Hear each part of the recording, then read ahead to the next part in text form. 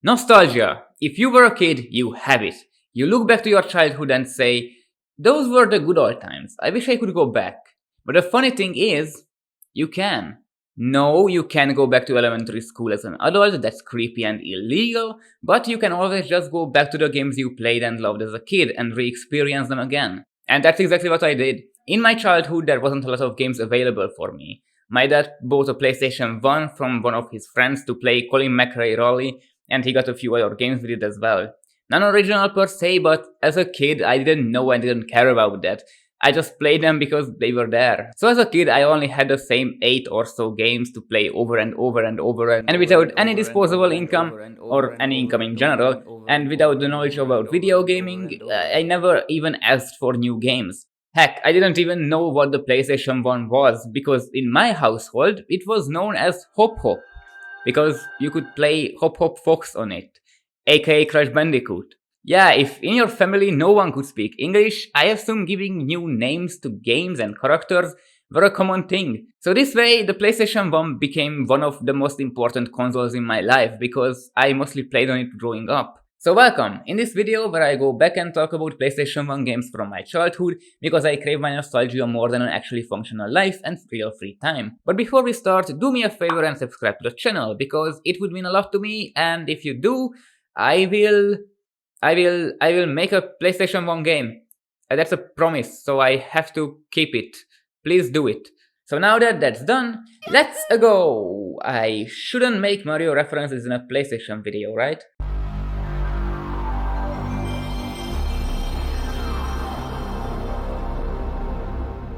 This sound, this brain-gasmic sound, like, if I would have a piece of sand for every time I heard this sound, I could open an hourglass shop in Arabia and everyone there would be jealous of the amount of hourglasses I have there. So, in short, this is the sound of my childhood. Okay, so how should we start? How about a confession? You see, I've never been a big Pixar fan. I liked Cars, Finding Nemo, Monsters Inc. as a kid, but that's it. I didn't really like Toy Story, Wall-E or Ratatouille. You know, the critically high end of Pixar.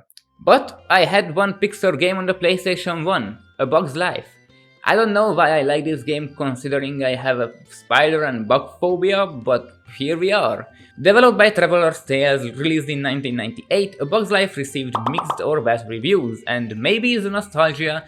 It's probably the nostalgia, but I like this game. A Bug's Life on the PlayStation 1 is a collectathon level-by-level platformer adventure game. The story of the game is the same as in the movie. Flick is an ant, and grasshoppers came to kill ants, but Bird eats grasshoppers, so ant wins. Yeah, I don't remember what happened in the movie, but I do remember the game, because I just played it. Each level's goal is either to get to the end, find someone or something, or kill a boss, and each level can vary from being a linear or a smaller open world level. For attacks you got a berry throw, which can be upgraded over time, and a bomb bash, which can't be upgraded.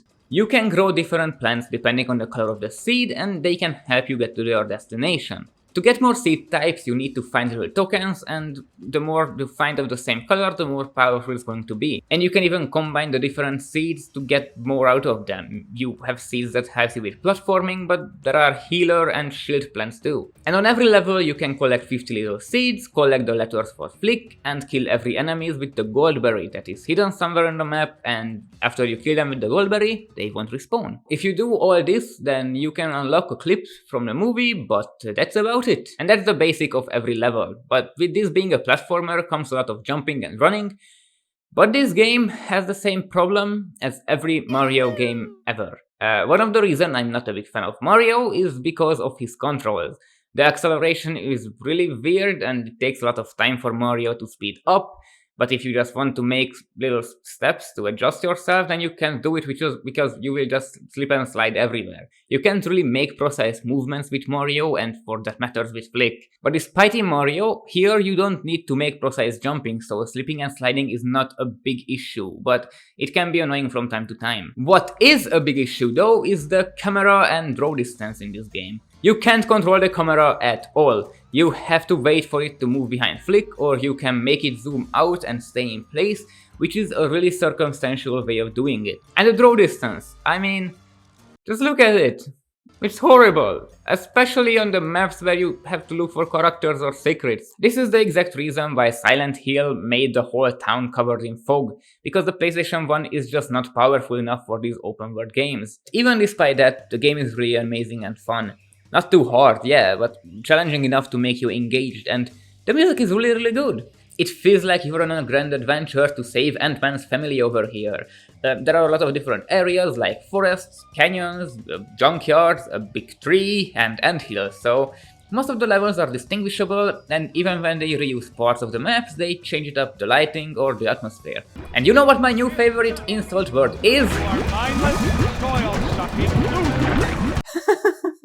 I'm gonna use soil-sucking loser from now on. Okay, let's just get this out of the way. I'm not planning on talking in depth about any of the Crash Bandicoot games I played as a kid in this video, because I feel like there is nothing new that I can bring to the table on this topic, and I did and will talk about Crash Bandicoot on this channel more. Ever since the Ancient Trilogy, Crash had some sort of renaissance, with remasters and new games coming out left and right after nearly 10 years of nothing. And with that, the Crash YouTube sphere has emerged. So rather than saying how Crash Bandicoot is an amazing trilogy and worth checking out even to this day, I would rather just quickly talk about my experience with Crash, what games I had on a PlayStation 1 and why I love them so much. As a kid, I had every Crash PlayStation 1 games other than Crash 1, and I loved Crash as a kid, to the point that, like I said, it became the namesake for my PlayStation as Hop Hop Fox. And just for the record, and because I think it's hilarious, I called Cortex Uncle Bald. Uncle Bald. So yeah, Crash means a lot to me, and probably played Crash games the most when I was a kid. So let's start with Crash 2, my favorite from the original trilogy. While most people say that Crash 3 is their favorite from Naughty Dog, I think they did Crash 2 a little bit better. It gave Crash a lot more varied moveset compared to 1, a saving system that makes sense, and a lot more varied levels because of the warp rooms allowed Crash to go anywhere. Which, yeah, killed the feeling that you are on a grand adventure to take down Cortex, but I don't really mind that. I like the atmosphere of Crash 2, I like the level designs, the new ways to acquire colored gems, the secrets which are not too hidden but hidden enough to not be obvious, and so yeah, I liked a lot of things in this game. And the music! Oh my god, the music! It's arguably the best Crash OST ever! It brought back the running towards the camera bits, which is a Crash staple, and the animal riding. So it was Crash from top to bottom, while improving in almost every way. The boss fights were a smaller improvement, sure, because Ripper Roo and the Commodore brothers are really easy, but Tiny and Engine are really good. And Cortex? We don't talk about the Cortex boss fight in this game. Oh, and little cute fun fact, I learned the numbers and how to count with Crash Bandicoot 2, because it says how many apples you have, and I learned the numbers with it, and that's kinda cool. Crash 1's moveset were blocky and weird, while here it's more fluid and the game looks amazing despite only 1 year between Crash 1 and 2. And this art design will peak in Crash 3, which just looks phenomenal. So on that note, let's see what Crash 3 Warped has to offer. It was released 1 year after Crash 2, and lots of people claim that this is the best Crash game from Naughty Dog, but for me, there are just too many gimmick levels in this game. Like, there are underwater, bike and plane levels all over the place. Yes, in Crash 2 there were the polar and jetpack levels, but there has only been 4 of them out of the total of 25 main levels. In Crash 3, out of the 25 main levels, 11 of them is gimmick levels. 11!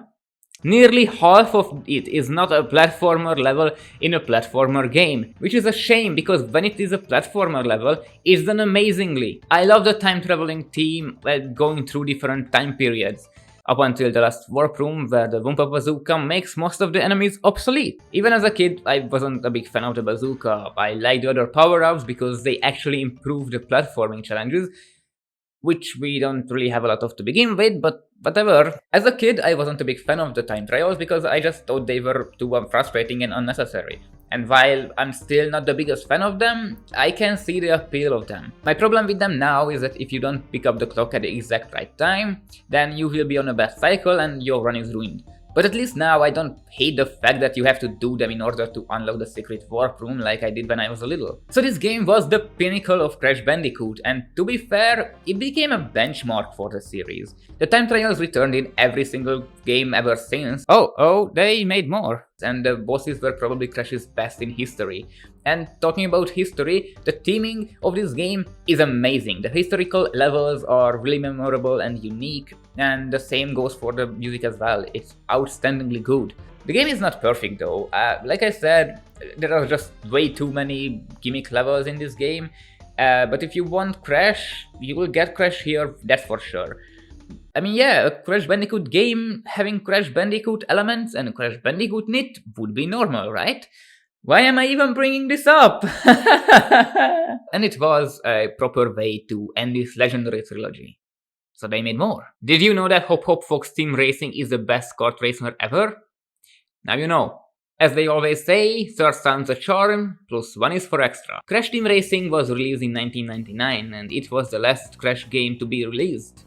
Ever. So they had a brilliant idea to put an alien in it to kill the franchise because it was just too ridiculous for Crash. Yeah, you already had time travel and the buff tiger, I don't think an alien will do it, mate. And while CTR is obviously a Mario Kart copy, it does its own spin on the formula to make it less beginner friendly, but for that exact same reason, a lot more rewarding for mastering it. The tracks are well designed as well, and with the tight handling of the carts, it works perfectly. Naughty Dog really went all out with this one and closed off their Crash era with the best kart racer of that console era. I remember playing this game as a kid from beginning to end, and then I woke up the next morning and did it again from the very beginning. It's not particularly a long game, but it has CTR challenges, crystal collecting, and time trials, which makes sense in this game because your goal is to be fast to begin with, so going faster isn't an issue in this game, unlike in the platformer games. Every track is really memorable and unique, same goes with the shortcuts. They are not too obvious, but they are obvious enough that you can just figure them out on your own, which I love. The visuals were a step down from the platformers game, but I can take it if it means that the game is not a PowerPoint presentation. There is even co-op game mode up to 4 players, which is an amazing feature, but I don't have friends, so that's sad. And as a kid, I saw YouTube videos about people playing as Oxide, and I didn't know it was a mod, so I spent hours trying to unlock him.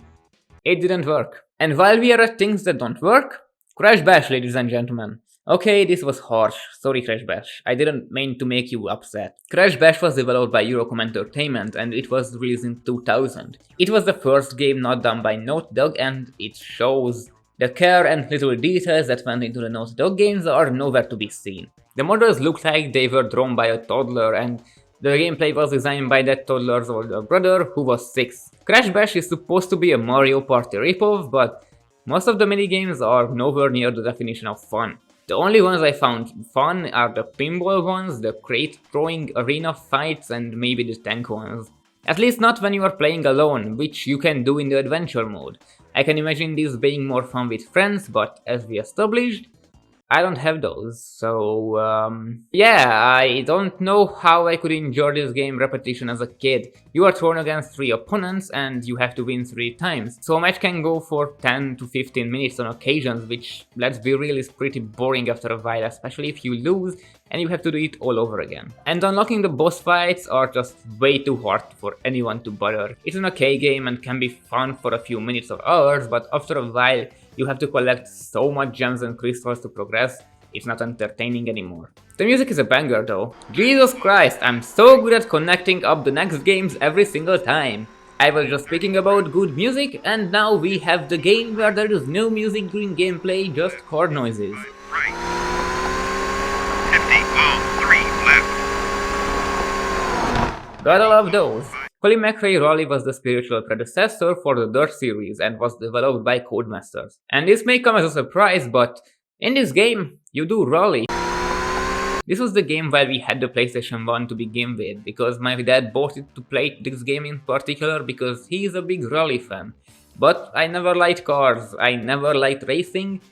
But I played this game anyways because that was one of the few games I had. And I remember liking it, I remember finishing the campaign mode once as a kid, but looking back, I had to pick the easy difficulty because holy shit, this game is hard on normal difficulty. So like I said, the basic concept of this game is rallying against AI opponents or against your friends in co-op race, or you can just play normal race against multiple cars at once. After the races, you can repair your car and prepare for the next race. You have 60 minutes to spare, so if you really total your car, then you won't be able to repair it 100% until the next race in time, which is a really cool concept and game mechanic. But other than this, I can't really say a whole lot about this game, because you just go forward with the car and turn left and right occasionally, like in every racing game. But it's good, I like it, and if you like racing or rally games, then check it out, because this was one of the earliest rally games ever made.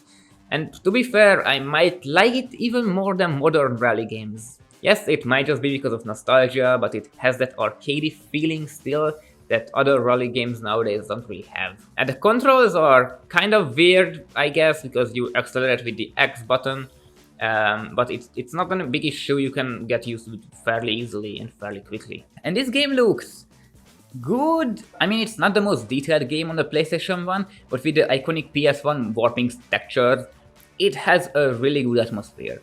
Now that I think about it, most PlayStation 1 game has this really unique warping texture. You know what I'm talking about, right? But I think that's one of the reasons the PlayStation 1 is so memorable and nostalgic for me and for a lot of people. Okay, raise your hand if you don't know what Looney Tunes is. No one? Cool, because I didn't want to explain it anyway. And with the popularity of Looney Tunes, it's not hard to see why they made a PlayStation 1 game out of the most popular character, Bugs Bunny. And thus came Bugs Bunny Lost in Time. Bugs Bunny Lost in Time.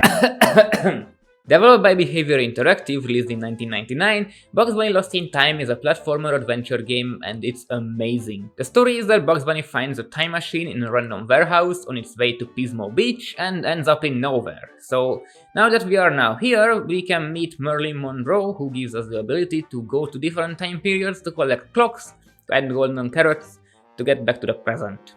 We go to the Stone Ages, the Pirate Ages, the medieval times, to space, and even the 1930s. The most magical of them all.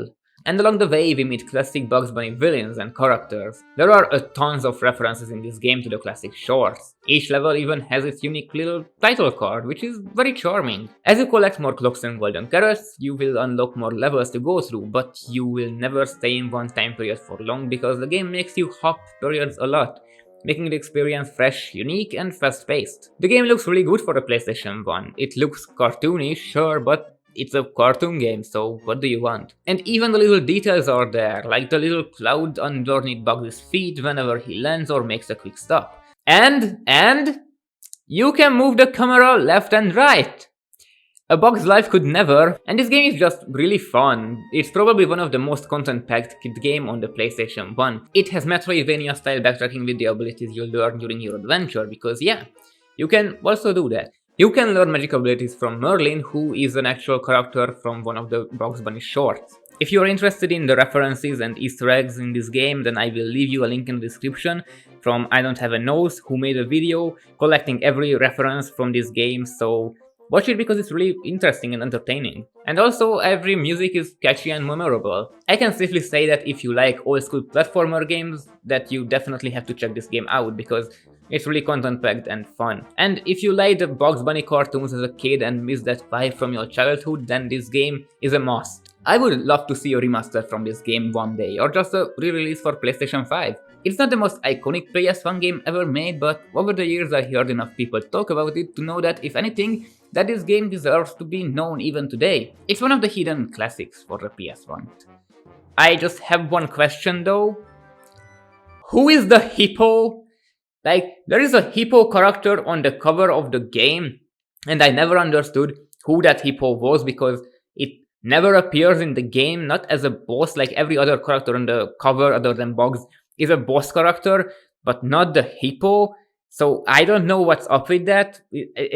Can anyone tell me what the hippo's main purpose is? Because it bugs me. It's been bugging me for like 20 years and I don't know the hippo character. Please tell me who the hippo character is. Bugs Bunny and Taz Time Busters was a spiritual successor and a non-direct sequel to Lost in Time, released in 2000. I don't know the general consensus around this game and how many people love or hate this game, but I'm not gonna lie to you, because lying is bad, that I had the most fun replaying this game out of any of the ones in this video. I 100% did it in one day in nearly one sitting because I just enjoyed it that much. The game's main theme is almost the same as Lost in Times. Boggs goes through various time periods, but in this game there is another playable character in the face of Taz. And with this extra character you can play this game as a co-op game, but I didn't try that mode because, as we established in this video in numerous times already, let's say it together, I have no friends!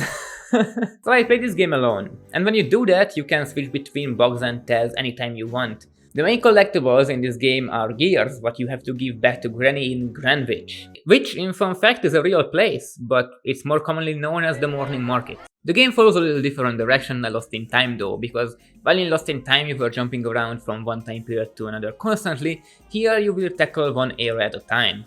And the Metroidvania style gameplay is completely gone too. While you will get more power-ups as you progress in the story, there is no point in the game where you have to go back to use the power-ups in earlier levels. When you go in that era, you can max out that era first try. You can pull yourself up on ledges, and the movesets in general just got more varied. Taz and Boggs both play fairly differently, but I feel like you have to use Boggs a lot more than Taz, so whoever is the second player will get the short end of the stick. Here you don't go to levels per se, but you complete challenge and puzzle rooms, and after you've done them, you can unlock the boss area. And again, I've been thinking for days why I loved replaying this game, and I couldn't come to a genuine conclusion. Because looking at it critically, it's not better than Lost in Time. Lost in Time was this big adventure going through different time periods. It had a lot of different gameplay scenarios and gameplay potential, and this game is a lot more repetitive, and there are a lot of things like repeating themselves, like every room, every era has this sport element, and then this racing element, and then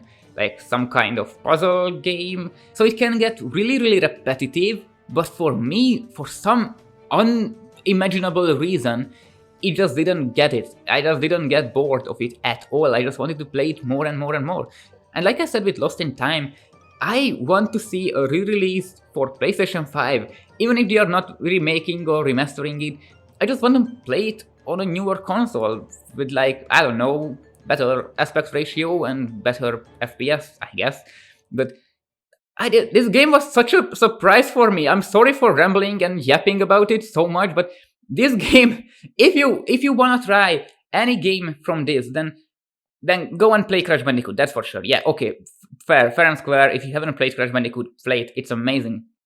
From this list, probably the best PS1 game here in this video. But if you loved Looney Tunes as a kid, you loved Bugs Bunny, you loved Taz, then please just try out this game, because this game is really cozy. I don't know how to say it. I think that's the best word for it. Like, this game is really cozy, and it's really like this lock yourself into your room in a stormy afternoon type of game. And I remember as a kid how hard some of the challenges were, and I needed my dad to do them for me, but now I did them with ease because, surprise, it's a kid game. What do you want from it? It's not hard, but it's fun. It's just really light-hearted, and I appreciate that way too much. And also as a kid, I remember finishing this game once, because I don't have a lot of memories from the Transylvanian era. Only like one time that I remember finishing the game, and I was like so happy that I could finish it. I don't know why that was, but that's just some memories I have from this. But like my childhood, this video has to end, and I have to go back to the boring, everyday life of mine in the university. It was fun to go back and replay some of my childhood favorites because, no joke, they started my journey as a gamer. If not for this little grey coffin, I don't think I would ever picked up gaming, or at least not this much. And not just for me, the PlayStation 1 catapulted Sony into the gaming landscape with their very first console, which is not an everyday occurrence. Sony and the PlayStation made history back in 1995, and it kickstarted some of the best franchises of all time. Yeah, I wasn't there for it per se, and the PlayStation 2 was already out the time I was born, but like, looking back, I feel nostalgic for the PlayStation 1 era. I'm not the only weird one here, right? Like, I'm not the only one who feels this way. Please tell me I'm not the only one. I'm aware that these weren't the best PlayStation 1 games, not the most popular games of the console, but they are special for me, and that's more than enough. So if any of these stupid games caught your interest, then go and try them out.